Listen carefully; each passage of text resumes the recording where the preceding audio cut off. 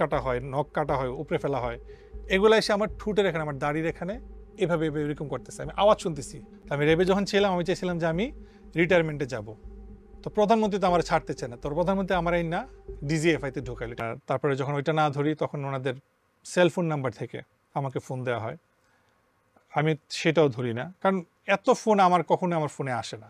7 তারিখে শুধুমাত্র একটা দিনই মনে আমাকে ফোন করা হয় নাই। তো আমি তখন বলতেছি, দেখো এগুলা ফাইজলামি করছে। আমরা ডিসকাস করছিলাম আর কি, যে আমি আমার ওয়াইফ, যে এগুলো কোনো স্ক্যাম মনে হয়, স্ক্যাম, কোনো একটা বাজে উদ্দেশ্য নিয়ে ফোন দিচ্ছে, এরকম কিছু একটা। এই দেখো আজকে তো ফোন দিল না, আমরা এভাবে করতেছিলাম। 7 তারিখ ফোন দেয়া নাই, 8 তারিখ থেকে আবার ফোন দেওয়া শুরু। 8 তারিখে ফোন দিল, আবার 9 তারিখে গ্যাপ, 9 তারিখে ফোন দেয় নাই। তারপরে 10 তারিখ থেকে আবার ফোন, ফোন তো ধরছি না আমরা। 12 তারিখে আমার ওয়াইফকে ফোন দেওয়া হলো। ফোন দিয়ে আমার ওয়াইফকে নানান রকমের, প্রথমে তো থ্রেড দেয় না, প্রথমে ভাবি আসসালামু আলাইকুম, উনি ওনার পরিচয় দিছে, আমার নাম নওফেল। আমার ওয়াইফ জানতে চাচ্ছে, আপনার নাম বলেন, আপনি আপনার নাম বলছেন না কেন, আপনি ফোন দিয়েছেন, আপনার পরিচয় তো বলবেন আগে, আপনি পরিচয় ছাড়া আপনি কিসের কি। হ্যাঁ, তো বলছে যে আমার নাম নওফেল, এরকম বলল। বলার পরে আপনার হাজব্যান্ড তো বিভিন্ন অপরাধমূলক কাজের সাথে, রাষ্ট্রদ্রোহী কাজের সাথে সম্পৃক্ত, আপনি আপনার হাজব্যান্ডকে একটু কালকে পাঠান আমাদের অফিসে। আমার ওয়াইফ বলতেছে যে কেন আমার হাজব্যান্ড ওইখানে যাবে কেন, আর আপনার আপনার পরিচয় কি। আমার ওয়াইফ বলছে যে আপনি সেটা আগে বলেন, দরকার হলে আপনি আমার বাসায় আসেন, আপনি আমার কী বলতে চান সামনাসামনি কথা বলি। আর যদি সেটাও যদি না পারেন, আপনি তো পুরুষ মানুষ, আপনি রেস্টুরেন্টে বসেন, কালকে কোথাও বসি আমরা, সেখানে কথা বলি। তো যে অবশ্যই বসবো আমরা, আপনি একটু আপনার হাজব্যান্ডকে একটু পাঠান, আমরা ওনার সাথে একটু কথা বলবো, অনেক দাওয়াত খাওয়া যাবে, অনেক কিছু করা যাবে। তো এইভাবে ইয়ে করলো। তারপর বলতেছে যে ভাবি একটু রাখেন, আমার স্যার আমাকে ডাকছে, আমি আপনাকে আবার 5 মিনিট পরে ফোন দিচ্ছি, এই বলে ফোনটা রেখে দিল। তা মানে ফোন রাখার আগে বলতেছে যে আপনি কিন্তু 5 মিনিট পরে ফোন দিবেন, আমার ওয়াইফ বলছে, আমি আপনার কলের জন্য ওয়েট করছি, আপনি কিন্তু 5 মিনিট পরে আমাকে কল দিবেন। তো জি ভাবি, আমি কল দিচ্ছি। তারপর 5 মিনিট পরে আবার কল দিচ্ছে। তো আমার মনে হলো যে ওনাদের আশেপাশে অনেক মানুষজন, হয়তো বা আমার কল রেকর্ড হচ্ছে বা এরকম কিছু একটা, বা আমি কোনো একটা স্ক্যামের মধ্যে ফেসে যাচ্ছি, এরকম কিছু একটা। আবার ফোন দিল, তাহলে যে ভাবি, ভালোভাবেই বলছি, ভদ্রভাবেই বলছি, আপনি কালকে আপনার হাজব্যান্ডকে পাঠান, আমরা বেশিক্ষণ সময় নিব না, 10 মিনিট কথা বলবো। আপনি তো এই এলাকাতেই পড়াশোনা করেছেন, আপনি কি না বলে এখানে স্কুলে পড়েছেন, আদমজিতে কলেজে পড়েছেন, মানে ওর ব্যাপারে অনেক ইনফরমেশন জানে। তো বললো যে ঠিক আছে, আপনি, আমার ওয়াইফ তখন বিরক্ত হয়ে ফোনটা রেখে দিছে। তো এইভাবে গেল। 13 তারিখে তখন থেকে আমাদের মধ্যে কেমন একটা সিচুয়েশনটা কেমন খারাপ হচ্ছে আর কি, আস্তে আস্তে বাসার সিচুয়েশনটা কেমন যেন মানে। তো 13 তারিখে হঠাৎ করে, তখনও পর্যন্ত আমরা আমাদের অন্যান্য ফ্যামিলি মেম্বারদেরকে ব্যাপারগুলো জানাইনি। 13 তারিখে আমি ঈশান নামাজ পড়ে বাসায় ঢুকলাম, বাসা ভর্তি মানুষ। তখন আমার খালা দেখি কথা বলছে আমার মামার সাথে। তো মামা, ওই যে বললাম যে লেফটেন্যান্ট কর্নেল আমার মামা, উনি অবসরে গিয়েছেন। তো উনি তখন বাংলাদেশে ছিলেন না, উনি ব্যাংককে ছিলেন। তো মামা তখন ফোন দিল যে আমার খালার সাথে কথা বলছিল। তো খালা আমাকে বলতেছে যে রানা, তোমার মামা তো ফোন দিছে, তোমার সাথে কি ব্যাপার নিয়ে যেন কথা বলবে, একটু কথা বলো তো। তারপর আমি পাশের রুমে গেলাম, পাশের রুমে গিয়ে মামার সাথে কথা বলছি। মামা আমাকে বলতেছে যে তুই এই নামে কাউকে চিনোস, এই যে একজন লেফটেন্যান্ট কর্নেল আমাকে ফোন দিয়েছে। আমি বললাম যে কে, আমি তো চিনি না। যে আমাকে ফোন দিচ্ছে, তোকে যাইতে বলতেছে। তো আমি জিজ্ঞেস করলাম যে কী রিজন। তো বললো যে স্যার, আপনাকে বলা যাবে না, আমরা তো যে কোনো কারণেই মানুষকে ডাকতে পারি, আপনি তো আমাদের প্রসিডিওর জানেনই, যে কোনো কাজে আমরা ডাকতে পারি। তো আমাকে এইভাবে বলছে, আমাকে খুব রিকোয়েস্ট করে বলছে। আবার এটাও বলছে যে আমাদের আর 2 দিন আছে, আমাদের শিফটটা যদি আমাকে মানে আমার কাছে আসে, শিফট মানে উনি যদি আসেন তাহলে ভালো হবে। যদি এই কাজটা যদি অন্য কেউ নেয়, মানে অন্য শিফট কারো কাছে যদি পড়ে, তাহলে তখন এটা স্যার আমাদের হাতে আর থাকবে না। আমার মামাকে এটা বলছে আর কি, মানে আমাদের কাছে উনি আছেন, খুব উনি সেফ থাকবেন, বাট অন্য কেউ যদি এই কেসটা হ্যান্ডেল করে, তাহলে আমরা বলতে পারছি না সেটা কি হবে। তো এটা একটা কাইন্ড অফ একটা থ্রেড, মামাকে একটা থ্রেড দিল। তারপরে মামা আমাকে বলল যে ভাগনা, একটা কাজ কর, ওরা তো রাষ্ট্রীয় প্রতিরক্ষা গোয়েন্দা সংস্থা, ওনারা অনেক কারণেই ডাকতে পারে। কোনো কিছুর ব্যাপারে যদি জিজ্ঞাসাবাদ করতে চায়, ওনারা তো ল অ্যান্ড এনফোর্সমেন্ট এজেন্সি একমাত্র পিএম মেনটেন করে, ওনাদের কোনো আইন আদালতের কোনো বিষয় নাই, একদম সরাসরি শেখ হাসিনা এটা মেনটেন করে। সো ওনারা যদি ডাকে কোনো কারণে আমরা যেতে বাধ্য, এটা আমার মামা বলতেছে আর কি, তুই যা, সমস্যা নাই। উনি বলছে আমার সাথে ফোনে লাইনে থাকবে, বললো যে 10 মিনিটের বেশি রাখবে না, তুই নাস্তা করবি, চা খাবি, কথা বলবি, আমার সাথে ওনারা লাইনে থাকবে। ঠিক আছে, রাতটা খুব বাজে গেল আমাদের ফ্যামিলির মধ্যে। তখনই জানলো যে এরকম কেউ আমাদেরকে প্রায় লাস্ট 15 দিন ধরে ডিস্টার্ব করছে, ফোন দিচ্ছে, ব্ল্যাঙ্ক কল আসতেছে। হ্যাঁ, বিভিন্নভাবে আমরা আজকে 15 দিন ধরে খুব মানে ডিস্টার্ব, ফ্যামিলি মেম্বাররা তখনই জানলো। তারপরে বাসায় একটা খুব বাজে একটা অবস্থা। তো মামা আবার বলে দিল, মামারই একজন মামার সাথে কাজ করে, আগে আর্মিতেই উনি ছিলেন। মামা বললো যে তুমি যাবা ওর সাথে, মানে তুমি থাকলে ওর একটু ভালো লাগবে, সমস্যা নাই।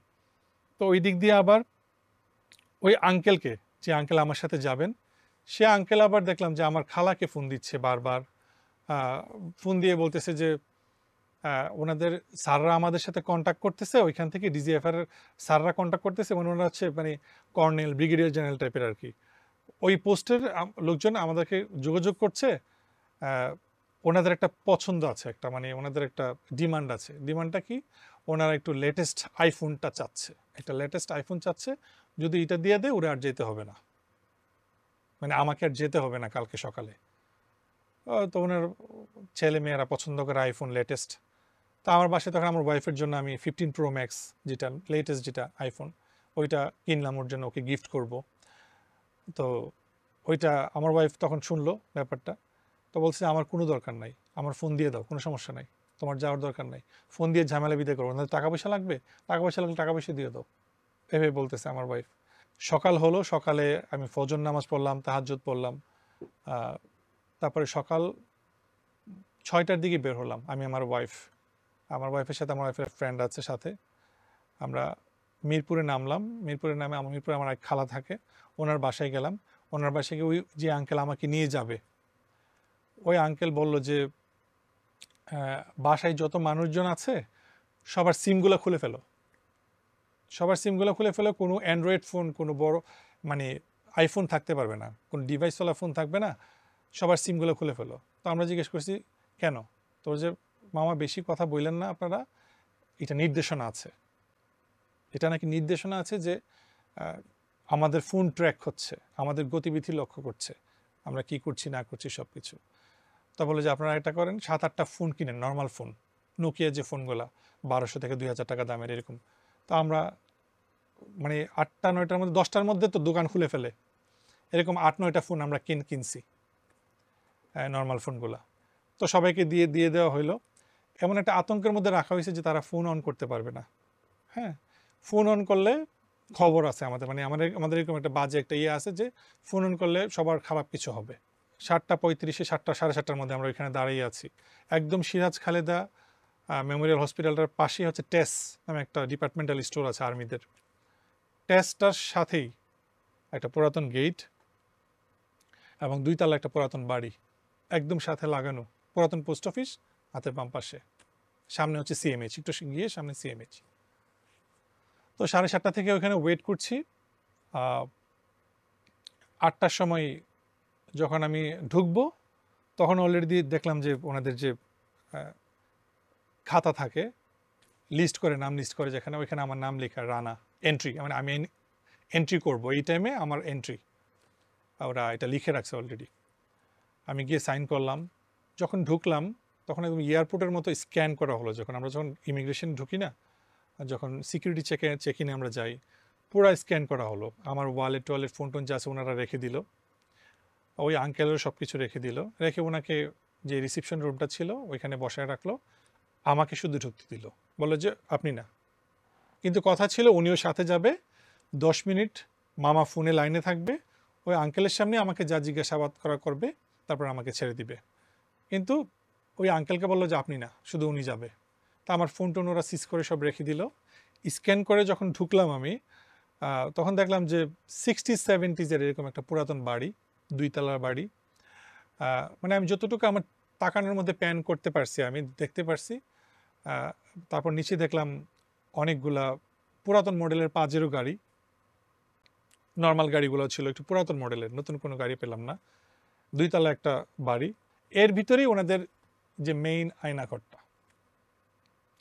মানে আমার কাছে যেটা মনে হয়েছে যে 14 তলার যে কচু ক্ষেতের যে হেডকোয়ার্টারটা, এটা আমার কাছে মনে হচ্ছে সেটা ওনাদের অফিসারদের একটা অফিস, মানে যেখানে ওনারা অফিস করে, ওইখানেও থাকতে পারে, ওইটার ব্যাপারে আমি জানি না, ওইখানেও আয়নাঘর থাকতে পারে। কিন্তু আমার কাছে যেটা মনে হয়েছে যে এটাই হচ্ছে ওনাদের মেইন। তারপরে গিয়ে আমি একটা রুমে বসলাম, রুমটার মধ্যে 2টা সোফা, একটা সামনে 2জন বসার মতো, পিছনে দুইজন বসার মতো, দুই পাশে 2টা সিসিটিভি ক্যামেরা, একটা জানালা আছে।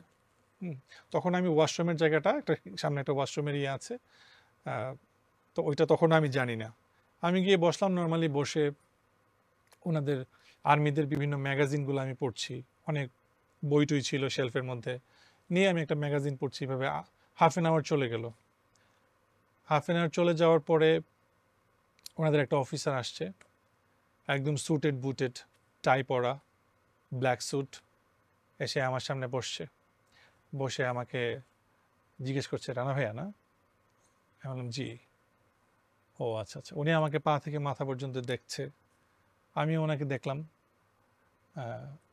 ওনাকে আমি জিজ্ঞেস করলাম যে স্যার, আপনি কি আমাকে কল করেছিলেন? বলছি সেটা আপনার জানার দরকার না কে কল করেছিল। তা আমি বললাম যে আপনি কি মেজর মাহবুব?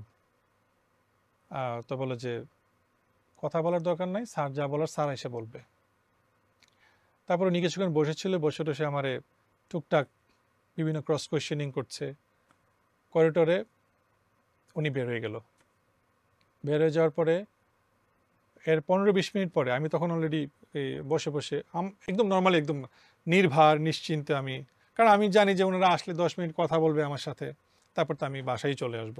আমার সব কিছু নর্মাল, আজকে যে আমার এত বড় একটা অনুষ্ঠান, আমার অ্যানিভার্সারি অনুষ্ঠান, সব কিছু ঠিকঠাক। আমার মাথায় ওইটা একটা বারের জন্য কাজ করে নাই যে ওরা আজকের দিনটাতে আমার সাথে ম্যাচ করবে ভয়াবহভাবে। তারপরে ওনাদের যে মেইন অফিসার যে, উনি আসলো। উনি একটা ক্রিম কালারের স্যুট পরা ছিল, টাই পরা। ওনারা সবাই স্যুট পরা, স্যুটেড বুটেড, আর কোমরের মধ্যে একটা পিস্তল আর ওনাদের ডিজিএফআই আইডি কার্ড ঝুলছে প্রত্যেকের কোমরের মধ্যে। তারপরে এসে বসলো। বসার পরে আমাকে বলতেছে, হেই ডু ইউ নো এটা কোন জায়গা? ইংলিশে আমাকে বলছে। তাই বললাম যে না আমি জানি না। তো বললো যে জানার কথা না। আমার বলতেছে জানার কথা না। তারপর উনি এইভাবে বসে বসে আমাকে বলতেছে, ক্যান্সার চিনেন তো না? ধরেন পায়ের মধ্যে ধরেন ক্যান্সার হইলো, তখন আমরা কি করি? ধরেন আপনার এখানে ক্যান্সার হইলো, আমরা তখন কি করি? পাটা কেটে ফেলে দিই, তাই না? যে আপনি ওই জায়গায় আসছেন। এটা হচ্ছে ওনার প্রথম কথা স্টার্ট আমার সাথে। তারপরে বললো যে শুরু করেন। আমি বললাম স্যার হোয়াট, কি শুরু করব? বলছে শুরু করেন, আপনি কি কি করেন, কি কি করছেন সব আমরা জানি। আপনি কি কি লেখালেখি করেন, আপনি কি কি সংগঠনের সাথে আপনি জড়িত, আপনি জঙ্গি সংগঠনের সাথে জড়িত না আরও কি কি সাথে জড়িত, আমরা সব কিছু জানি। এমনভাবে পাজল করে ফেলছে, মানে আমি ওনাদের কথা কি অ্যান্সার দিব? যখন আমি না করতেছি যে আমি এটা করি নাই বা এটা আমি জানি না, ওনাদের দেখতাম যে ফেসের মধ্যে একটা ভয়াবহ একটা রূপ। যখনই আমি না করি বা বলি যে এটা আমি করি নাই বা এটা আমি জানি না, তখনই দেখলাম যে ওনারা আমার প্রতি খুব ক্ষেপে যাচ্ছে, এমন একটা অবস্থা। তারপরে আমাকে বলতেছে সব কিছু আপনি শেয়ার করেন, নাহলে এই যে এই আসছেন আর কিন্তু আপনি যেতে পারবেন না। পুরা টোটাল অ্যাটমসফিয়ারটা এরকম ভয়ঙ্কর ছিল, আমি বুঝতে পারছিলাম যে আমি খুব কোনো একটা বড় কিছুতে আমি ফেসে যাচ্ছি, মানে আমি এটা আমার বারবার মনে হচ্ছে, এবং সেটা আমার লাইফ থ্রেটেনিং, খুব ভয়াবহ কিছু একটা হতে যাচ্ছে। ফোন কই, আপনার ডিভাইস কই, আপনার বাসায় কি কি ডিভাইস আছে? হ্যাঁ, আমি বললাম আমার বাসায় আমার ফোন আছে, আমার আইপ্যাড আছে, আমার ওয়াইফের ফোন আছে, আর বাসায় কম্পিউটার ল্যাপটপ এগুলো আছে। তো বললো যে আমাদের তো এগুলো লাগবে, আমাদের এগুলো লাগবে বলে ওনারা বলে যে আপনার ফোনটা কই, ফোনটা দেন। আমার ফোনটা নিয়ে নিল ওনাদের কাছে। ফোনটা নিয়ে ওনারা আমার সোশ্যাল মিডিয়ার প্রত্যেকটা ইয়েতে আমার পাসওয়ার্ডগুলো ওনারা একটা কাগজ দিল, কাগজের মধ্যে লিখতে বললো। আমি আমার সোশ্যাল মিডিয়ার পাসওয়ার্ড টাসওয়ার্ড সব কিছু আমি ওনাদেরকে একটা পর্যায়ে বলছিলাম যে মানে আপনারা আমার সোশ্যাল মিডিয়াতে আপনারা কেন ঢুকবেন? তা বলে যে কোনো কথা বলবেন না, একদম মেরে ফেলবো।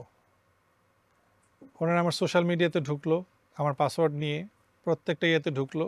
হঠাৎ করে বলল যে আমার বাসায় ফোন দিয়ে বলে যে আপনি আপনার বাকি ফোনগুলা, আপনার বাসায় কি কি ডিভাইস আছে এগুলা নিয়ে আসতে বলেন। তারপরে আমি আমার ওয়াইফকে ফোন দিলাম যে বাসার ফোন আর তোমার ফোন যা যা আছে এগুলা নিয়ে আসো। তো আমার ওয়াইফ ফোন নিয়ে আসলো। তো মোহাম্মদপুর থেকে ক্যান্টনমেন্টে আসা, ওই দিন আবার ভ্যালেন্টাইন্স ডে, রাস্তায় হিউজ জ্যাম। ও একটা মেয়ে মানুষ, রাস্তায় গাড়ি ওইভাবে অ্যাভেলেবেল না, আমাদের যেহেতু কার নাই, সো সিএনজি ছাড়া কোনো ভরসা নাই। সো ওই মুহূর্তে সিএনজি পাওয়াটা খুব টাফ ছিল, কারণ আমি ওনাদের কাছে বন্দি। ও বাসায় এত কিছু টেক কেয়ার করতেছে, বাসায় যে কেউ রান করবে এই বিষয়গুলোতে, কারণ অন্য অন্য বিষয়গুলো তো অন্যদের টেক কেয়ার করতে হবে। তো ও ফোনগুলো নিয়ে আসলো, নিয়ে এসে ওনাদের কাছে দিল। ওনাদের একটা লোক আসছে, বাইকে করে আসছে। পরে আমি যেটা শুনতে পারলাম আর কি, যারা এই ডিভাইসগুলো পিক করলো, জাহাঙ্গীর গেটে আসলো, ওই যে ক্যাপ্টেন্স যে রেস্টুরেন্টে, ওইখানে দাঁড়াইতে ওরা বললো। ওইখান থেকে ডিভাইসগুলো নিল, নিয়ে বলে যে আপনি চলে যান, আমাদের স্যার সব কিছু ইয়ে হওয়ার পরে ওকে ছেড়ে দিবে। তারপরে আমার ওয়াইফ, ও তো এদিক দিয়ে কান্নাকাটি, খুবই বাজে অবস্থা। ও এখান থেকে যাবে না যাবে না এমন একটা অবস্থা। আমার ওয়াইফের সাথে ওর একটা ফ্রেন্ড ছিল, ও কোনো মধ্যে বুঝে টুঝে একবার প্রথমবারের মতো বাসায় নিয়ে গেল। ওরে তখনও থ্রেট দেওয়া হয়েছে যে বাসায় গিয়ে যেন ও কাউকে কিছু না বলে। ও বাসায় গেল, বাসায় গিয়ে ও 5 মিনিটও বসতে পারলো না। ওই মুহূর্তে আবার আমাকে দিয়ে ফোন করে বলা হলো যে পাসপোর্ট লাগবে, আমার পাসপোর্ট লাগবে। আমার পাসপোর্ট চাওয়া হলো। আমি আমার ওয়াইফকে তখন আবার ফোন দিলাম, মানে ওরাই ফোনটা দিল, ফোন সব কিছু তো ওদের কাছে। আমার ফোনটা দিল, আপনি আমার ওয়াইফকে বলেন পাসপোর্ট নিয়ে আসতে আপনার। কারণ আমার পাসপোর্টে আমি আমি বলছি যে আমি দেশের বাইরে পড়াশোনা করেছি, আমার ইউকের ভিসা আছে সব কিছু। তো বলে যে এই ওর পাসপোর্টটা নিয়ে। আমি আমার ওয়াইফকে ফোন দিলাম, বললাম যে তুমি পাসপোর্টটা নিয়ে আসো। তারপরে ও পাসপোর্টটা নিয়ে আসলো, আবার এইভাবে মোহাম্মদপুর থেকে সিএনজিতে করে। তারপর ও যখন পাসপোর্টটা দিয়ে যখন দাঁড়ায় রইল, আবার কিছুক্ষণ পরে বলল যে বাসায় আর কি ডিভাইস আছে।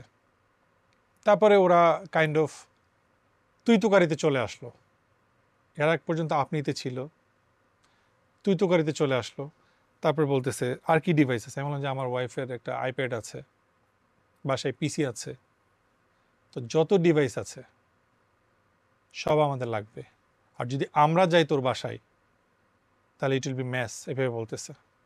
তো বুঝতেই তো পারতেছেন কি ভয়ঙ্কর অবস্থা হবে।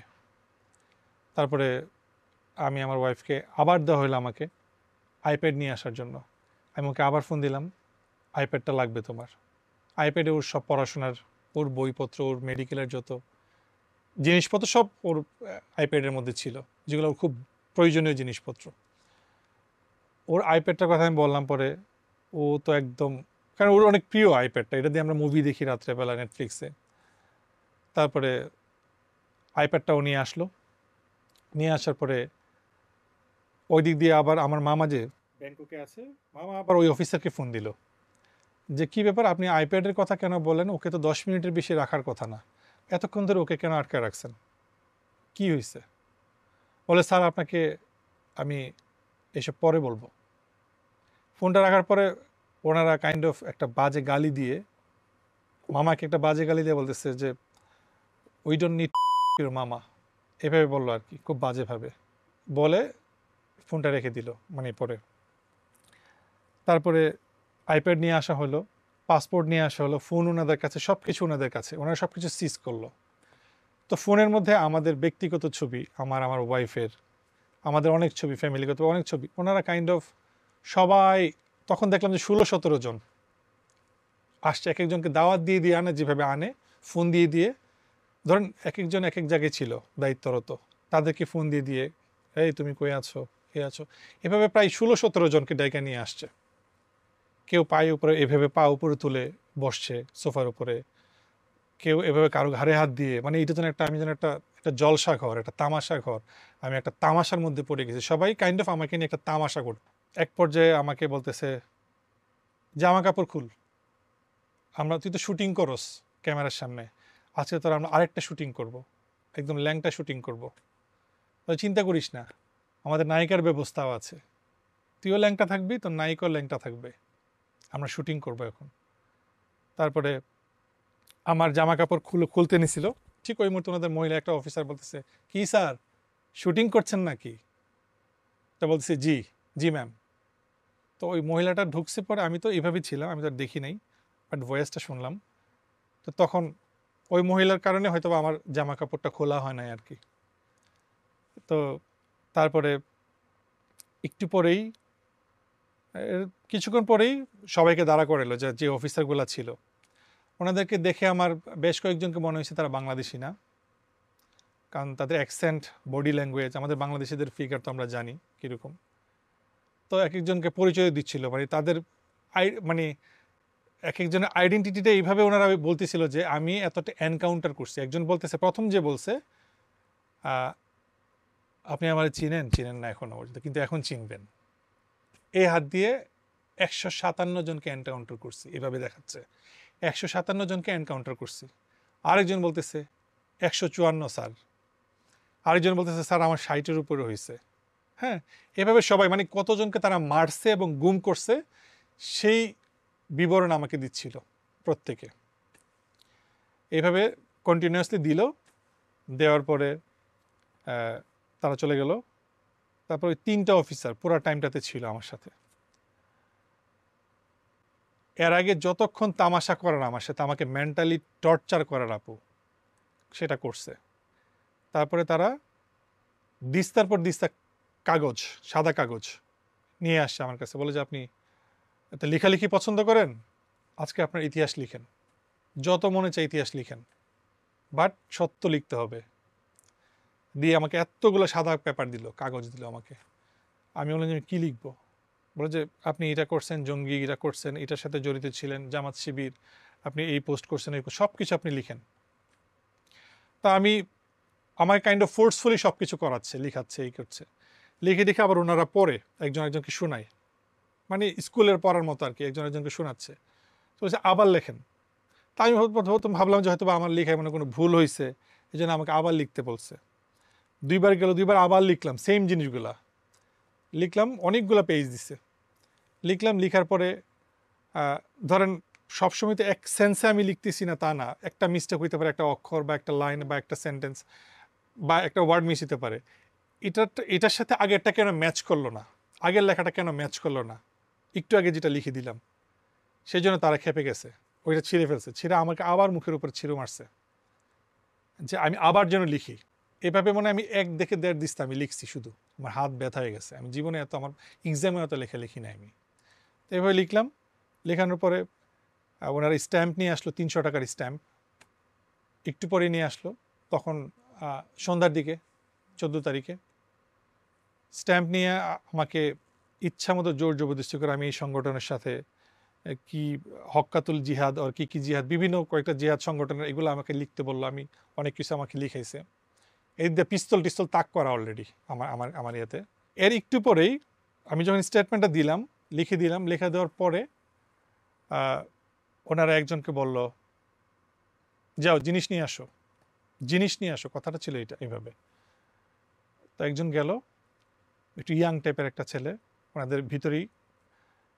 তারপরে কয়েকজনকে ফোন দিল, এইভাবে কয়েকজনকে ফোন দিল, এক একজনের কাছে এক এক জিনিসপত্র। একজন নিয়ে আসছে শক, যেটা ইলেকট্রিক শক প্যাকেট, নতুন একটা প্যাকেট খুললো, পলিথিন থেকে বের করে সুন্দর করে এইভাবে আমাকে দেখাচ্ছে, আমার কাছে এনে এভাবে দেখাচ্ছে, মানে আমার মুখের কাছে এসে আমাকে এভাবে ভয় দেখাচ্ছে। তারপরে আরও কয়েকজনে মিলে এমন এমন কিছু অস্ত্র নিয়ে আসছে, যে অস্ত্রগুলো আমি নেটফ্লিক্সে থ্রিলার মুভিতে, সাইকো থ্রিলার মুভিতে আমি দেখেছি। এরকম লোহার রডের মতো, এরকম বড়, এতটুকু হবে একটা অস্ত্র, এটা চতুর্দিকে লোহার কাটার মতো, চতুর্দিকে শুধু ধরার মতো একটা স্টিকের মতো এই জায়গাটা আছে, আর পুরো জায়গাটা হচ্ছে লোহা দিয়ে, চতুর্দিকে লোহা। এটা একটা দেখলাম। তারপরে হরর থ্রিলার মুভিতে যেগুলো দেখি, সাইকো থ্রিলার মুভিগুলোতে যেগুলো টর্চার সেলগুলোতে যেইগুলো ইউজ করা হয়, মানে আমি বাংলাদেশে কোনোদিন চিন্তা করি না যে এরকম কোনো অস্ত্র বা এরকম কিছু আছে। এমন টাইপের কিছু প্লাস বা কাটার, যেগুলো দিয়ে নখ কাটা হয়, নখ তুলে ফেলা হয়, জিব্বা তুলে ফেলা হয়, চোখ তুলে ফেলা হয়, বিভিন্ন রকমের, মানে এভাবে রাখছে একটা জায়গার মধ্যে, এটা মানে আমার চোখের সামনে রাখছে আর কি। এগুলা 20 থেকে 25টা হবে। মানে এই অস্ত্র আমি আমার জন্মের পরে কোনোদিন দেখি নাই।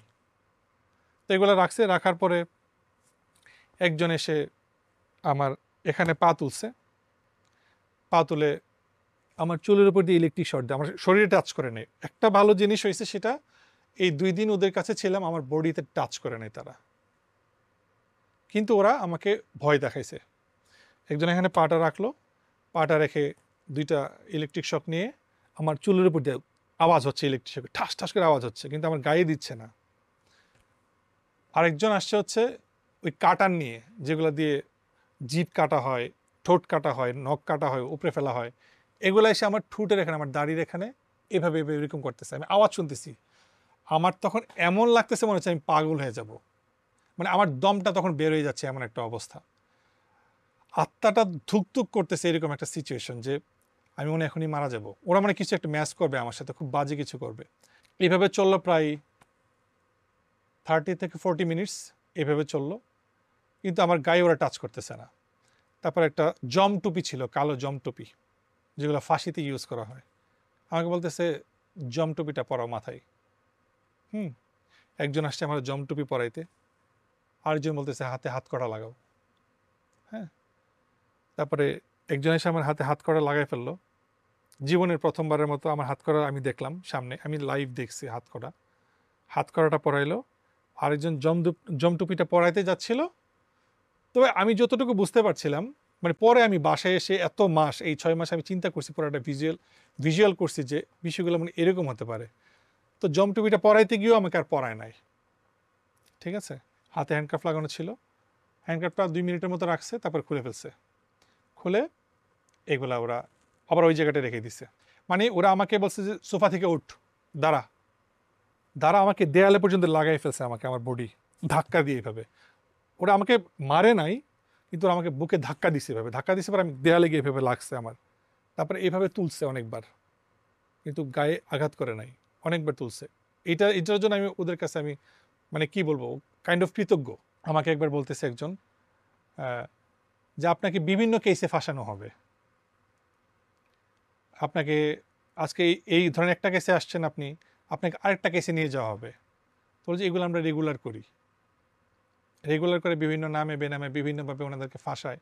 ইভেন আমি এটাও বুঝতে পারছি যখন আমাকে বললো যে আমাকে ড্রেসলেস করা হবে, ল্যাংটা করতে বলছে, যে ক্যামেরা দিয়ে শ্যুট করবে, বলছে নায়িকার অভাব নেই আমাদের কাছে, নায়িকা আপনার সাথে এখন আমরা লাইভ করবো, আপনার সাথে যা কিছু এগুলো রেকর্ড হবে। তো আমি যতটুকু বুঝলাম ওনাদের সব রকমের তাদের প্রিপারেশন থাকে এবং আছে, এবং ওই জায়গাটাতে কত হাজার মানুষ, হাজার না হোক কয়েকটা সেল আছে, এটা আমি নিশ্চিত, কারণ ওনারা আমাকে বলছে যে এটা হচ্ছে আপনার প্রথম ধাপ, আমাদের এরকম 12-13টা আরও ধাপ আছে, ঠিক আছে। এবং সেটা ভয়ঙ্কর, একটার থেকে একটা ভয়ঙ্কর, এগুলোর মধ্যে দিয়ে আপনার যেতে হবে। এই করে অনেক কিছু বলে উঠলে আমার নানান রকমের ভয়ভীতি দেখায় তারা কিছুক্ষণের জন্য চলে যায়। তারপরে এদিক দিয়ে আমি বলতেছি আমার ওয়াইফের সাথে আমি কথা বলবো, আমাকে একটু ফোনটা দেন, আমার শাশুড়ির সাথে আমি কথা বলবো, ফোনটা দেন, ওনারা আমাকে দিচ্ছে না। 9:30টার দিকে উনি আসছে, মানে ওনাদের যে মেইন বস। তো ওই টাইমে আমি সন্ধ্যায় যখন আমাকে সবাই করতেছে, জেরা করতেছে, যে বললাম 16-17 জন ছিল, ওই মনে হলো আমার যে অনেকে এখানে বাঙালি না, ওনাদের অ্যাকসেন্ট, কথাবার্তা, মোচ আছে এরকম বড়, কেমন টাইপের তাকানো, বডি টডি কীরকম টাইপের, এরকম টাইপের লোকজন ছিল। তো আমার যেটা মনে হলো যে বড় বড় ক্রাইমগুলো যেগুলো করে, গুম করা বা মেরে ফেলা, এগুলো তাদেরকে দিয়ে করানো হয়, এটা আমার কাছে মনে হয়েছে। তারপরে হচ্ছে ওনারা চলে গেলে 9:30টার দিকে আসছে আমার কাছে, এসে আমাকে বললো যে আপনি তো অনেক ভালো গান করেন, আমার বলতেছে অনেক ভালো গান করেন, আজকে আমরা এখানে কনসার্ট করব। আচ্ছা একটা কাজ করেন তো, আপনারা যদি এখন ছাড়ি, আপনি আপনার অনুষ্ঠানে অ্যাটেন্ড করলেন, রাত বাজে 9:30, অলরেডি আমার বাসায় সব গেস্ট, বাসায় খাবার আসছে কি না, কারণ আমার ফোন তো বন্ধ করে দিছে। খাবারের লোককে অলরেডি আমি বলে দিছিলাম যে আপনি মাগরিবের নামাজ পড়েই চলে যাবেন বাসায় সব কিছু নিয়ে, সবাই সবার মতো করে। বাসার কি অবস্থা আমি কিচ্ছু জানি না কি হচ্ছে। আমাকে বলতেছে কাইন্ড অফ আমার সাথে টিটকারি করতেছে, মস্করা করতেছে, বলে যে 9:30 বাজে তো এখনও অনেক টাইম আছে, এই টাইমে তো ঢাকা শহরে সবাই পার্টি টাটি করে, আপনাকে আপনি এখন যদি যেতে দিয়ে আপনি আবার 2টার দিকে আবার আসেন, ওইটা অ্যাটেন্ড করে, ওইটা অ্যাটেন্ড করলেন, আমাদেরটা অ্যাটেন্ড করলেন। মানে আমার সাথে কাইন্ড অফ ফাইজলামি করতেছে ওনারা। তো বলতেছে যে আপনি যান 2টায় আবার আসেন। একটু পরেই দেখি যখন যেটা বলে একটু পরে ওনারা আবার সেই কথাটাকে আবার চেঞ্জ করে ফেলে। মানে আমার সাথে কাইন্ড অফ খেলতেছে ওনারা। আমি এভাবে বলছি, আমি আমি তখন হঠাৎ করে কেমন যেন একটা অলৌকিক শক্তি আমার মধ্যে আসছে যে আমার এত স্পেশাল একটা প্রোগ্রাম, যেখানে আমার ওয়াইফ এত আশা নিয়ে এতগুলা মাস আমরা শপিং করলাম ইন্ডিয়াতে গিয়ে, এত আশা পরিবারের প্রত্যেকটা মানুষের, যে সারাটা দিন নষ্ট করে দিল, পুরো স্পয়েল হয়ে গেল, ড্যামেজ হয়েছে সারাটা দিন, সেখানে উনি আমার সাথে 9:30 সময় বলছে যে না আমি যাবো না। আমি বলছি স্যার আমার যা ক্ষতি হওয়ার তো ক্ষতি হয়ে গেছে, আমার পুরো প্রোগ্রামটাতে আয়োজনে 5 থেকে 6 লাখ টাকা আমার খরচ হয়েছে, পুরা প্রোগ্রামটা শেষ। ওনারা আমার বলতেছে রাত 2টার সময় আবার আসেন আপনারা, আমাদের গাড়ির ব্যবস্থা আছে, কোনো সমস্যা নাই। তো আমি বললাম যে যা ক্ষতি হওয়ার স্যার আমার ক্ষতি হয়ে গেছে। আমার আবার বলতেছে আপনি কি জবাব দিবেন বাসায় গিয়ে বলেন তো, ওনাদেরকে কি বলবেন, গেস্টদেরকে আপনি কি বলবেন, কেন আসছেন এখানে? তো বলে যে আমরাই বুদ্ধি শিখাই দিব আপনাকে। তো যে কি বুদ্ধি, আমাকে বলতেছে আপনি একটা বলবেন যে আপনার পাসপোর্ট এমআরপি পাসপোর্ট, তো মানে মেশিন এখন কি পাসপোর্ট এটা, এমআরপি পাসপোর্ট, বলবেন যে আপনার এমআরপি পাসপোর্টের কিছু সমস্যা ছিল, এই জন্য মানে ওনারা আমার বিভিন্ন রকমের বুদ্ধি শিখাচ্ছে, এটা আমি বাসায় গিয়ে আমার ফ্যামিলি মেম্বারদেরকে আমি বলবো। এইভাবে সময় তো যাচ্ছিল, ঘন্টার পর ঘন্টা যাচ্ছিল। রাত 3টা বাজলো, 3:30 বাজলো, যখন ফজরের আজান দিল তখন আমাকে বলতেছে যে আহ, আপনি নামাজ কালাম পড়েন, তো তো নামাজ টামাজ পড়ে নেন, আহ, দোয়া টোয়া করে নেন। যে 2জন আমাকে পাহারা দিচ্ছিল তারা বলতেছে স্যার কিন্তু বাসায় যাইতে পারে না আপনার জন্য, সো সকালে কি হবে আপনার, এটা আমরা কেউ কল্পনা করতে পারি না। সো স্যার কিন্তু আজকে আপনার জন্যই সারা রাত এখানে আছে, ইভেন আমরা কেউই ঘুমাইতে পারি নাই, কেউ যেতে পারি নাই। ওনাদের যে বস ছিলেন, যে লেফটেন্যান্ট কর্নেল যে ছিলেন, উনি আমাকে বলছে যে সকালে আমাকে ছেড়ে দিবে, রাতে আমাকে ছাড়ায় নাই। আহ, ওনারা মানে আমার নেয়া যত ডিভাইস যতগুলো নিছে, ওনারা এগুলো ওনাদের হেডকোয়ার্টারে পাঠাইছে, এভরিথিং। ওইখান থেকে ওনারা যদি গ্রিন গ্রিন সিগন্যাল পায় তাহলে আমাকে সব কিছু দিয়ে আমাকে ছেড়ে দিবে আর কি। আমার কোনো জঙ্গি তৎপরতা আছে কি না, আমি জামাতের সাথে শিবিরের সাথে সম্পৃক্ত আছি কি না। আর আমি খুব প্রতিবাদমূলক বিভিন্ন রকমের পোস্ট দিতাম ফেসবুকে। তো গত বছর তো আল্লামা দেলোয়ার হোসেন সাইদি মারা গিয়েছেন, ওনাকে নিয়ে তো সারা বাংলাদেশে সারা পৃথিবীর মানুষ পোস্ট দিয়েছেন। আমি ওনার একনিষ্ঠ একজন ভক্ত, ওনার ওয়াজ শুনতে যেতাম ছোটোবেলা থেকেই, আমার ফ্যামিলিও ভক্ত ছিল। তো সেই ফিলিংসটা থেকে আমি ওনাকে নিয়ে একটা পোস্ট দিয়েছি, ওনারা এটাও কোট করেছে, মেনশন করেছে। হুম। তারপর হচ্ছে আমি মাদ্রাসায় পড়েছি, আমি মাদ্রাসা থেকে দাখিল পাশ করেছি, ওই ব্যাকগ্রাউন্ডটা ওনারা জানে, তার মানে আমি জঙ্গি সংগঠনের সাথে জড়িত। আমার বাসায় ওনারা তল্লাশি চালাবে, আমাকে বলছে যে এখনো সময় আছে, বাসায় আর কি কি ডিভাইস আছে ডিভাইসগুলা আমাদেরকে দিয়ে দেন, যদি আমরা সার্চ করে কিছু পাই ইট উইল বি ম্যাস, ভয়ঙ্কর কিছু হবে, কিন্তু আমরা ওই পর্যন্ত যেতে চাই না, এটা বলল। তারপর সকাল যখন হলো, সকাল হওয়ার পরে উনি ঘুম থেকে উঠলো, মানে ন্যাপ থেকে উঠলো, উঠে আমাকে বলতেছে বসেন। আমি কি স্যার আপনার তো আমার সাথে ব্রেকফাস্ট করার কথা, তারপর আমার বাসায় যাওয়ার কথা, বসেন। তারপর উনি চলে গেল। এটা হচ্ছে 15 ফেব্রুয়ারি 2024। তো সকাল থেকে নিয়ে আমি ওই ওই সোফাটাতে যেখানে এসে আমি প্রথম বসছি, ওইখানে এসে বসছি। নতুন আরেকজন অফিসার আসছে, আর্মিদের হেয়ার কাট যেরকম থাকে, ক্যাজুয়াল টি শার্ট পরা, একটা জিন্স পরা। উনি জিজ্ঞেস করতেছে কোথায় পড়াশোনা করছেন, আমাকে আমার ব্যাপারে জিজ্ঞেস করছে, আমি অ্যান্সার দিচ্ছি, ওকে ফাইন। তারপর ফোন টিপছে, আমি আবার ওনাকে জিজ্ঞেস করছি এই যে সারা রাত এখানে আপনারা ডিউটি করেন, আপনাদের আসলে এক্সাক্ট টাইমটা কোনটা, কোন টাইমে আপনারা অফিস করেন? বলছে আমাদের কোনো টাইম নাই, আমরা ঘুমাইও না। তারপর সকালে ব্রেকফাস্ট নিয়ে আসলো। 14 তারিখের ব্রেকফাস্ট ছিল একদম ওরস্ট, মানে এমন ওরস্ট আমাকে একটা স্যান্ডউইচ দিয়েছে, পচা স্যান্ডউইচ, মানে মুখে নেওয়ার সাথে সাথে দুই দিক দিয়ে এটা বের হয়ে গেল। মানে খুব বাজে লাগছে স্মেলটা, আমার কাছে ভালো লাগে নাই। 15 তারিখ সকালবেলা আমাকে 2টা পরোটা দিল, ডাল ভাজি দিল, এটা দিয়ে বলে যে আপনি নাস্তা করেন। আমি বললাম যে আমি কিছু খাবো না।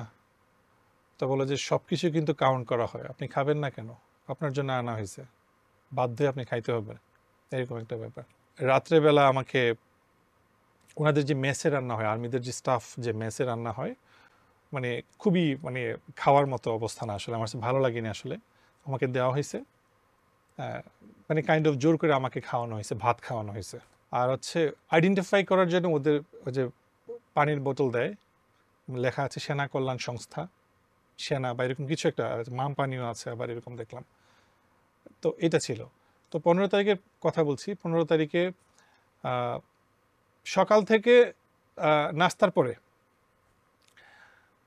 2জন লোক 3জন লোক সারাক্ষণই আমার রুমে ছিল। মানে তারা হচ্ছে যে যারা ওনাদের অ্যাসিস্ট্যান্ট, বিভিন্ন কাজগুলা করে, মানে মানে নিম্ন পর্যায়ের পোস্ট আর কি তাদের, তারা আমাকে মানে গার্ড দিচ্ছিল আর কি। অফিসাররা ওই দিন থেকে সকাল থেকে আমার সাথে আর কোনো কমিউনিকেশন নাই, ওনারা আর আসতেছে না। 14 তারিখে তো আমার সাথে যা ভয়াবহ কিছু করছে, আমাকে ভয়ভীতি দেখাইছে, মেন্টালি টর্চার যাকে বলে। তো একজন গার্ডের সাথে আমার গল্প হচ্ছে, উনি বলছে আমার বাড়ি কোথায়, বললাম যে ব্রাহ্মণবাড়িয়া। ও আচ্ছা আচ্ছা, ব্রাহ্মণবাড়িয়া, তো আমার তো এখানে ট্রেনিং ছিল, আমি 3 মাস শীতের সময় ট্রেনিং করেছি উইন্টারে। উনি ওনার গল্প করতেছে, আখড়াতে উনি ছিল, বিভিন্ন রকমের গল্প করতেছে।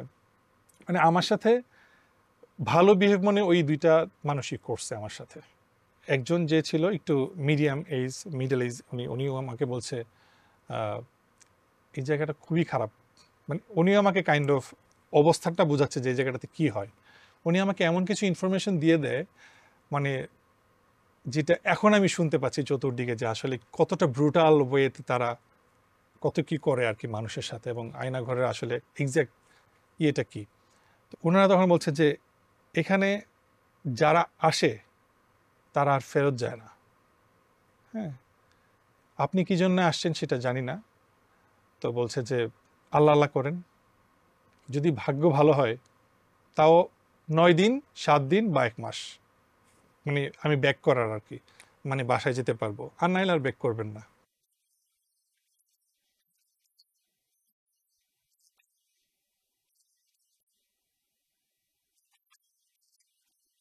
ওনারা শুধু এইটাই বলল যে প্রচুর, মানে এই প্রচুর দিয়ে আমি বুঝতে পারি যে এখানে থাউজেন্ডস অ্যাবভ, অনেক মানুষ এখানে। উনি কিছুক্ষণ গল্প টল্প করলো, গল্প টল্প করার পরে ধরেন উনি ওয়াশরুমে গেল বা লাঞ্চ ব্রেকে গেল বা কোনো কিছুর জন্য গেল, আরেকজনকে দিয়ে গেল। হ্যাঁ, উনি আবার আমার সাথে গল্প, ভালো বিহেভ করতেছে, কথাবার্তা বলতেছে। আর উনি আবার এমন এমন গল্প করতেছে যে ধরেন ওনাদের বসদের সাথে ওনারা সাথে আছে, ওনাদের একটু পাওয়ার আছে, যা ইচ্ছা তা ওনারা করতে পারে এই ডিজিএফআই এর নাম ভাঙিয়ে। হ্যাঁ, সো ওনারা আবার বলতেছে যে আমার গ্রামে এমন একটা কিছু হয়েছিল, জায়গা সম্পত্তি নিয়ে বিভিন্ন কিছু নিয়ে অনেকগুলো টাকা এক জায়গায় পেতাম, তো টাকাটা দিচ্ছিল না। হুম, তো ও তো জানে না যে আমি আসলে কোন জায়গায় কাজ করি। তা আমি আমার বসকে বললাম যে স্যার, 15-20 লাখ টাকা তো আমার জায়গার দাম, এরকম এরকম, টাকাটা দিচ্ছে না, কি করতে পারি? তো বস আমার বলছে, এভাবে ইশারা দিয়ে বলছে আর কি। তো বলছি এরপরের দিন আমি বাড়িতে গেলাম, বাড়িতে উনি বলতেছে বাড়িতে গেলাম, একটা রান্দা নিলাম, বলে যে একটা রান্দা নিলাম, বলে যে আমরাই তো গভর্নমেন্ট, সরকার তো আমরাই, আর ডিজিএফআই তো জানেন না কি জিনিস, এখানে কথা বলবে শুধুমাত্র শেখ হাসিনা, এছাড়া আর এখানে কোনো কথা বলার কিছু নেই, কোনো আইন আদালত নাই এখানে। তো গেলাম, বাড়িতে গেলাম, স্যারে তো পারমিশন দিয়েই দিছে। তো যে ভাই ওনারা পাইছি খুঁজে সেরে গিয়ে যে আমার টাকাটি মারছে বা সম্পত্তি যে যার কাছে এতদিন ধরে আছে। তো বলতেছে আমি আর কিছু বললাম না, গিয়ে কতক্ষণ কুপাইলাম, 20 থেকে 25 মিনিট। আমি কি বলতেছে, লোকটা বয়স্ক ছিল, বাবার বয়সী, মায়া লাগছে, কিন্তু কি আর করা, কুপাইছি, 20-25 মিনিট কুপাইছি। তারপরে স্যারের ফোন দিছি, স্যার বলতেছে যে চলে আয়। বলছে টাকাও নিছি, হেরে মারছিও, টাকাও পাইছি, এইভাবে আমাকে শোনাইতেছে। তো বলতেছে স্যারের মাথাটা আজকে নষ্ট আছে, এক হচ্ছে আপনার জন্য ঘুমাইতে পারে নাই সারা রাত, স্যার কিন্তু 2 তলাতে কিন্তু খুব চিল্লাচিল্লি করতেছে আমাদের সাথে। সো স্যার যখন একটু পরে আসবে আপনি খুব কেয়ারফুলি আনসার দিয়েন, সাবধানে কথাবার্তা বললেন, নাহলে কি হবে আপনি তো বুঝতেই পারতেছেন। বলতেছে যে স্যাররা শুধু অর্ডার দেয়, যা কিছু করি আমরা করি। বলছে শরীরটা দেখতেছেন না, 6 ফিট শরীর, উনি অনেক লম্বা, যেই শরীরটা দেখতেছে এই শরীর অনুযায়ী পিটাই। তারপর বলতেছে যে এটা তো আপনার একটা মানে এটা হলো আপনার অভ্যর্থনা কক্ষ, আমরা বলতেছি এটা। বলছে এখানে এমন এমন রুম আছে যেই রুম আপনি দেখলে আপনি নিজেই সেন্সলেস হয়ে যাবেন। মানে আমাকে এমনভাবে উনি কথা বলতেছে, এবং এটা শুধু গল্প না, খুশ গল্প না, এটা আসলেই আছে এখানে। তো ওই দিক দিয়ে যে আমাদের বাসার লোকজনের সাথে তারা কমিউনিকেশন করে টাকা পয়সার লেনদেন করতেছে, এটা তো আর আমরা জানি না, আমি জানি না। ওই মুহূর্তে আমি বাসায় এসে এগুলো শুনছি। তো ওই সকাল থেকে ওই স্যার যারা 14 তারিখে যে 3জন ছিল অফিসার ছিল, তাদের চেহারা আর আমি দেখি না। ওই সারাদিন চলে গেছে, কারণ ওই সারাদিন তারা আমার ফ্যামিলির সাথে ডিল করছে, কত লাখ টাকা দিলে আমাকে ছাড়বে। সারাদিন কোনো কমিউনিকেশন নাই, আমার সামনে আসে না, একটু একটু আসে, আইসে একটা বলতেছে যে ল্যাপটপটা এখানে আছে আপনি ধরেন নাই তো, আমারে বলতেছে। পাশে একটা ল্যাপটপ রাখা ছিল আর কি ওনাদেরই, যেটা দিয়ে আমার ফেসবুক টেসবুক দেখছে, আমার অ্যাক্টিভিটি দেখছে। ও আপনি ভালো গানও করেন, আপনার তো অনেক মিউজিক ভিডিও আছে, এভাবে বলতেছে। হ্যাঁ, তো ধরেন নাই তো, আমি তো রাতে ছিলাম না এখানে। আমি বলছি নেভার, আমি ধরি নাই, কেন ধরবো আমি। আমি ল্যাপটপটা নিয়ে ওনাকে আমি মানে আরেকজন যে অফিসার ছিল তাকে আমি ওই মুহূর্তে দেখছি আর কি। তারপর সে চলে গেল, ওনার চেহারা আর দেখি না আমি মোটামুটি বিকেল পর্যন্ত, আর ওনাদেরকে আর দেখি না। কারণ ওনারা তখন আমার ফ্যামিলির সাথে ডিলিং ব্যস্ত। আমার ফ্যামিলির লোকজনকে বলতেছে এই ব্যাংকে যান, এই ব্যাংকে এত টাকা দেন, আমাদের বসকে এত টাকা দিতে হবে, আমাদের স্যারকে এত টাকা দিতে হবে, উনি নাহলে মানবে না। তারপর কি করছে, আমার যে ওয়ালেট টোয়ালেট সব নিয়ে গেছে, আমার ডেবিট কার্ড, আমার ক্রেডিট কার্ড, এভরিথিং তারা নিয়ে নিছে। সব কিছু নিয়ে কোন কোন ব্যাংকে আমার কত টাকা আছে, কত লাখ টাকা আছে, আমার ভিজিটিং কার্ড দেখে দেখে বলতেছে আপনি আর কি কি কাজের সাথে জড়িত আছেন বলেন। মানে এই বিষয়গুলো ওনারা জানতেছে যে আমার আমার ব্যাংক ব্যালেন্সটা কতটা হেলদি। আমার সব কিছু নিয়ে চলে গেল, ডেবিট কার্ড, আমার ক্রেডিট কার্ড, ক্যাশ টাকা ছিল কিছু, এগুলো ওনাদের কাছেই। আমার 4টা আইফোন, যেটা আমার ওয়াইফকে আমি অ্যানিভার্সারিতে গিফট করার জন্য এনেছিলাম আমি ইউএস থেকে, সেই ফোনটা পর্যন্ত তারা তাদের কাছে নিয়ে নিল। তারপরে এভাবে সকাল চলে গেল, দুপুর সন্ধ্যা হয়ে গেল। সন্ধ্যায় ওনারা একটুখানে আসছে, এসে আবার আমার সাথে বসে বসে সিগারেট খাচ্ছে, খোঁজ গল্প করতেছে করিডোরে। এদিক দিয়ে আমার ফ্যামিলি মেম্বারসদের সাথে ওনাদের কথা হয়েছে। আমার মামাও ওনাকে অনেকবার ফোন দিয়েছে, কথা বলেছে যে কখন ছাড়বেন, কী অবস্থা। হ্যাঁ, তো স্যার স্যার কিছু নর্মাল কোশ্চেন টোশ্চেন ছিল, তো স্যার ছেড়ে দিব, আসছে ঠিক আছে। মানে মামাকে ওনারা তুচ্ছ তাচ্ছিল্য করতেছে, এরকম একটা ব্যাপার। 14 তারিখে তো খুব বাজে বিহেভ করছে, মামার ফোনও ধরে নাই, রেসপন্সও করে নাই অনেকভাবে, কারণ মামা একজন আর্মি অফিসার। তারা এরকম, তাদের কিন্তু মানে কোর্সমেটই ধরতে গেলে একসাথে। আমার ফ্যামিলির সাথে তারা লিটারেলি একটা গেম খেলছে। বাসায় যে মহিলা মানুষগুলো ছিল, আমার ওয়াইফ, আমার খালা, অন্যান্যরা যারা আত্মীয় স্বজন আরও যারা যারা ছিল, তাদেরকে দৌড়ায় দৌড়ায় বারবার ক্যান্টনমেন্টে নিয়ে আসছে। এই মোবাইল দাও একবার, একটু পরে পাসপোর্ট দাও, একটু পরে আইপ্যাড দাও। পুরাটা টাইম তারা 14 তারিখে দৌড়াইছে। ওনাদের ডিমান্ড ছিল এটা, এটা তো আমি বাসায় এসে শুনছি। প্রথম যখন 1 লাখ ম্যানেজ করে দিছে, প্রথম 2 লাখ দিছে। 2 লাখ দেওয়ার পরে বলতেছে যে আচ্ছা ঠিক আছে আমরা একটু পরে ছেড়ে দিব। তারপরে বলতেছে যে আমি তখন একটা নাম শুনলাম জিয়াউল নামে বা জিয়া নামে এরকম কারো নাম, যে আমাদের ওই স্যারকে দিতে হবে 1 লাখ। তারপরে মানে টোটাল 3 লাখ হয়েছে। তা আমাদের বাসার যারই যতটুকু যা ছিল, আমার খালার একটু গোল্ড ছিল, আমার ওয়াইফের যা ছিল সব বিক্রি করে ফেলছে। আমার শাশুড়িরও কিছু গোল্ড ছিল আমার ওয়াইফের কাছে, ওইগুলো সহকারে 3 লাখ টাকা দিল আর কি কচুক্ষেত থেকে। এবং ওনাদের লোক আসছে, ক্যাশ টাকা দিল, মাস্ক পরে আসছে, আসে টাকাটা পিক করছে, তারপরে চলে গেছে। 15 তারিখে আমাকে ওরা তেমন কিছুই বলে নাই, মানে ওনারা সব টাকা পয়সা সব কিছু ওনাদের মতো করে পেলো, আমার ফোনগুলা পেলো। তারপরে হচ্ছে পাসপোর্ট ওনাদের কাছে, আমার পাসপোর্টটা নিয়ে নিল বাসা থেকে এনে। তারপরে আমাকে 1:45-2টার দিকে আমাকে ছাড়লো, আমার ওয়াইফ এসে আমাকে নিয়ে গেছে আর কি। 14 তারিখে পুরা টাইমে ওনাদের এখানে ছিলাম। আমাকে বলা হয়েছে যে ওইখান থেকে যখন আমাকে ছাড়লো, আমাকে বলল যে আমার ওয়াইফ ফ্যামিলিকে বলল যে এখানে যা কিছু হয়েছে 2টা দিন, 2টা রাত যা কিছু হয়েছে, আমি যেন একটা 2 অক্ষর শব্দও যেন আমি বাইরে কোথাও এক্সপোজ না করি বা কাউকে না শেয়ার করি। আমাকে এইভাবে বলা হয়েছে, যদি বলা হয় শুধু ওনারা এইভাবে বলতেছিল, এইভাবে দেখাচ্ছিল যে আমাকে মেরে ফেলবে।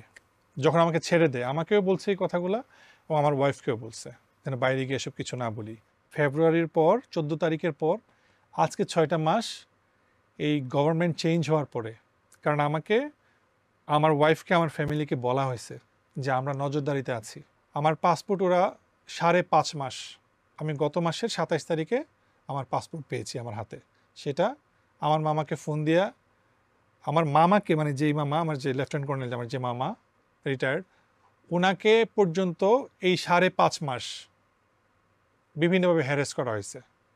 ওনাকে অফিসে যেতে বলে, আজকে দিয়ে দিবে, ফোন দিয়ে দিবে, আজকে ফেসবুকের এটা দিয়ে দিবে, আজকে পাসপোর্ট দিয়ে দিবে, এই করে করে মামাকে কম হলে 20 থেকে 40 বার মামা গেছে ওনাদের অফিসে।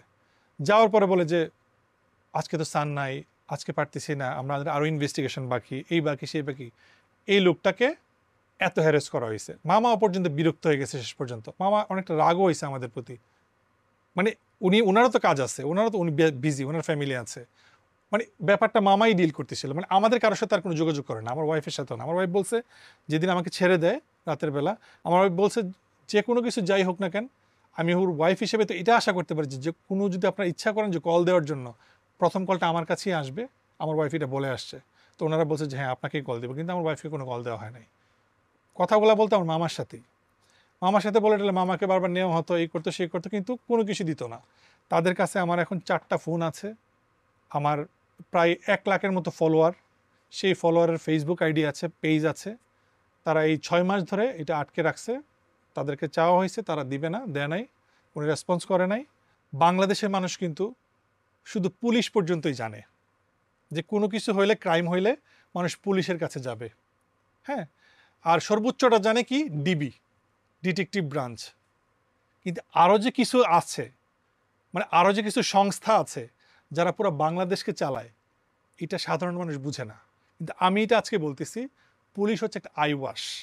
চোর তাদেরকে ধরার জন্য পুলিশ, হ্যাঁ, সর্বোচ্চ ডিবি যেগুলো হচ্ছে নর্মাল যে ইনভেস্টিগেশনগুলো করে।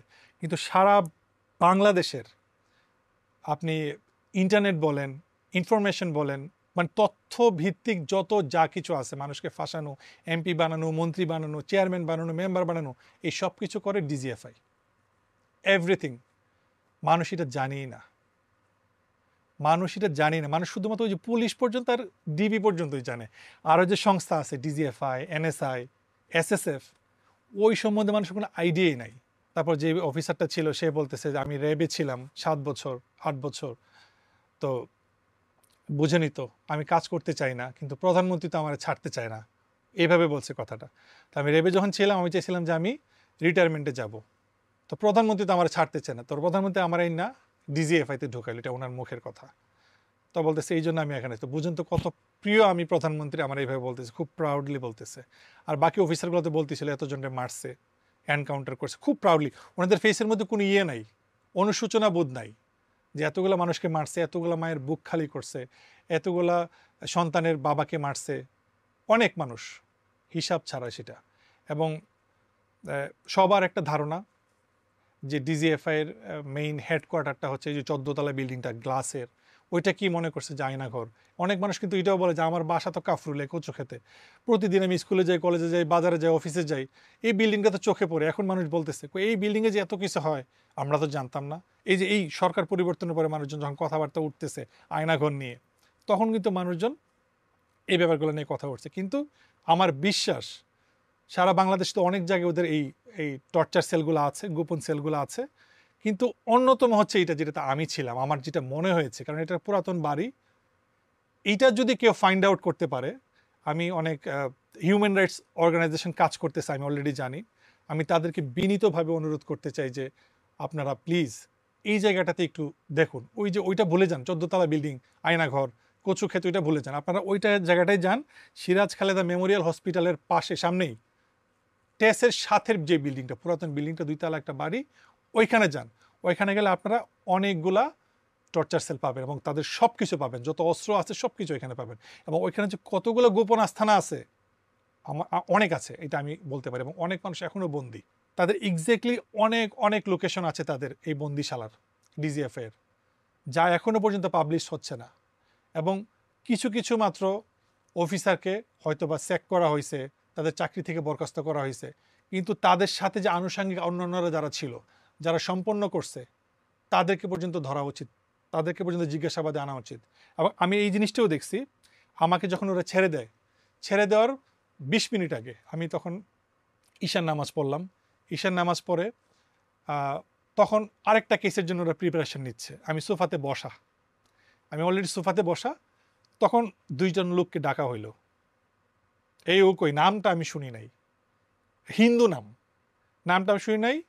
তখন ওই অফিসারগুলোই বসা, 5-6 জন ছিল, ডেকে আনছে। ওনারা এইভাবে পিছে হাত দিয়ে দাঁড়াইছে, ইয়েস স্যার এইভাবে। তো ওনারা আমার কাহিনী তো শেষ, আমার তো যা টাকা পয়সা পাওয়ার, যা যা পাওয়ার গেইন করার তো পেয়ে গেছে, সব তো পেয়ে গেছে, এখন তো আরেকজনকে ফাঁসাইতে হবে। তো আমাকে মানে শুক্রবার বা শনিবারে ছাড়ছে, তো রবিবার আরেকজনকে আমার মতো মুরগা বানাবে, এরকমভাবে বলদ বানাবে। তো সেই প্ল্যানটা তারা করতেছিল, আনছে 2জনকে। তাদের এত বড় মোচ, ইয়া মোটা, তারা বাংলাদেশি না, আমি কসম করে বলতে পারি তারা বাংলাদেশি না। 2জনকে আনছে, বলতেছে যে ফোন করা হয়েছে এখান থেকে, সে ঢাকার বাইরে। আমি যতটুকু তাদের কথা শুনে বুঝতে পারছি সেই লোকটা ঢাকার বাইরের, নিশ্চয়ই প্রভাবশালী কেউ বা এরকম কেউ, হোয়াট এভার। হ্যাঁ, ওনারা এমনভাবে বলছে যে আমরা প্রাইম মিনিস্টারকে ছাড়া কাউকে করার টাইম নাই আমাদের, শুধু অ্যাকসেপ্ট প্রাইম মিনিস্টার, ওনারা এইভাবে বলছে। এবং আমার কাছে তারপরে ওই 2জনকে নিয়ে আসলো, এনে বলতেছে, তাই আমি ওনাদেরকে তাকাইছি, তখন আমি কিছুটা রিল্যাক্স, তাই আমি বাসায় তো যাচ্ছি। ওই 2টা লোককে বলতেছে রবিবারে সকাল 8টায় স্ট্যান্ড বাই থাকবা এখানে, ইয়েস ওকে। সে বলতে ইয়েস স্যার, আবার ইয়ে করছে, স্যালুট দিছে। আরেকজন আসবে, আমি জানি না ওই লোকটার কপালে কি ছিল, ভাই ওই লোকটা বেঁচে আছে কিনা। এই এন্ট্রিটাও যদি দেখা হয় না, অসংখ্য এরকম রানা থাকবে সেখানে। আমি দেখি যে প্রথম নামটা আমার উপরে ছিল ওই দিন, মানে ওই দিনে আমাকে নিয়ে ওনারা টানা হেঁচড়া করবে, ড্রামা করবে, প্রথম নামটা আমার ছিল রানা। আসবে, টাইম লেখা 8টায় ও ঢুকবে। ওই লোকটা যখন পৃষ্ঠাগুলো উল্টা ছিল, অসংখ্য এত বড় ইয়াটা, মানে হাজিরা খাতা থাকে না, এত বড় হাজিরা খাতাটা, সবগুলাতে কোনোটাতে দেখলাম রেড মার্ক দেওয়া, কোনোটাতে ব্লু মার্ক বা কালো এরকম দেওয়া, এভাবে দেওয়া আর কি। মানে এরা আসছে এখানে, কিন্তু আমার বিশ্বাস বা খোঁজ নেওয়া উচিত যে তারা আদৌ তাদের বাসায় ফিরে গেছে কিনা, যারা এখানে আসছে। এখন একটা সাহস আসছে যে আমি কথা বলতে পারছি, আমি চিন্তাও করতে পারি না যে এই বিষয়গুলো নিয়ে আমি কোনোদিন কথা বলবো। তাই আমার বিশ্বাস, আমার ইচ্ছা যে আমার এই বিষয়গুলো অন্যদের মতো দেখা